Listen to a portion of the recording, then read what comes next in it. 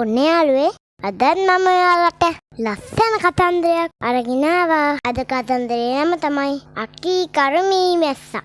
එහෙමනම් අපි හැමෝම එකතු වෙලා අද අරගෙන ආව ලස්සන කතන්දරේ බලමුද? ඔන්න යාළුවේ එක්කෝ මාත් එක්ක කාලෙක ලස්සන මල්වත්තක මීමැසි රංචුවක් හරි සතුටින් ජීවත් වුණා. මල්වත්ත පුරාම ලස්සන මල් ගොඩාක් පිපිලා. හරිම ලස්සනයි. මීමැසි රංචුව හරි සතුටින් මල්වත්ත පුරාම ඇවිදිමි මල් පැණි බිව්වා. මේ මීමැසි රංචුවේ හැමෝම හරිම එකමුතුයි. ඒත් එක මීමැස්සෙක් හිටියා. එයා හරිම අකීකරුයි. අනිත් මීමැස්සන් එකතු වෙලා සෙල්ලම් කරද්දි මේ අකීකරු මීමැස්සා හැම වෙලේම තනියෙන් ජීවත් වුණේ. එයා කැමති නෑ අනිත් මීමැස්සන් එක්ක එකතු වෙලා වැඩ කරන්න. එයාට ඕනි තනියම ජීවත් වෙන්න. මේ විදිහට කාලයක් ගෙවිලා ගියා.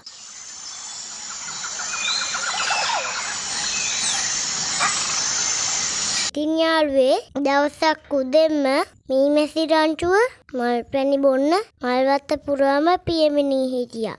අකීකරු මීමැස්ස විතරක් තනියම මල් පැණි බොන්න හිතාගෙන මල්වත්තේ ගොඩාක් දුරට පියාඹලා ගියා.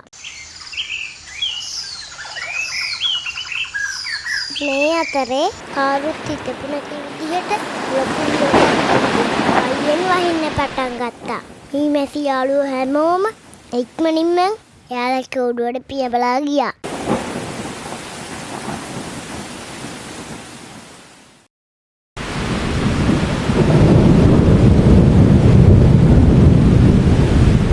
අකීකරු මීමැස්සා මේ වෙද්දි මල්වත්තේ ගොඩක් දුරට ගිහිල්ලා. වැස්ස නිසා පියාපත් දොටම තමිලා. පියාඹන්නත් බෑ. මේ අකීකරු මීමැස්සට කුඩුවට යන්න බැරි වුණා. පියාපත් තෙමිලා නිසා පියාඹන්න බැරුවම අලක් උඩට ජගෙන වැටුණා.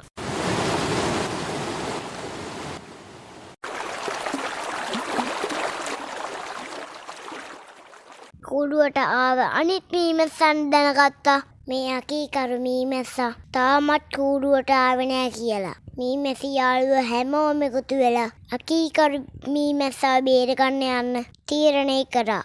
යාළුවෝ හැමෝම එකතු වුණා.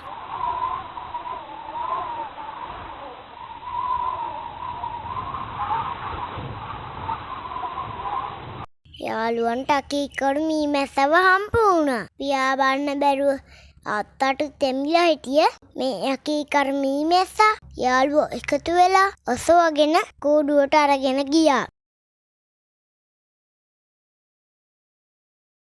යාළුවෝ නිසා අකීකරු මීමැස්සගේ ජීවිතේ බේරුණා.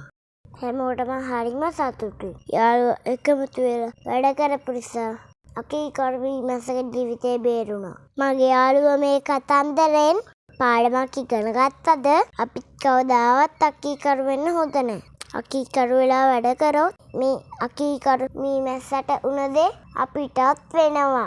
ඒක නිසා අපි අකීකරු වෙන්නේ නැති හොඳ ළමයි වෙමු. එහෙමනම් ඔන්න අද ගෙනාව කතන්දරේ ඉවරයි. තාමත් ඔයාලා මගේ channel එක subscribe කරලා නැත්නම් channel එක subscribe කරන්න. Subscribe my channel.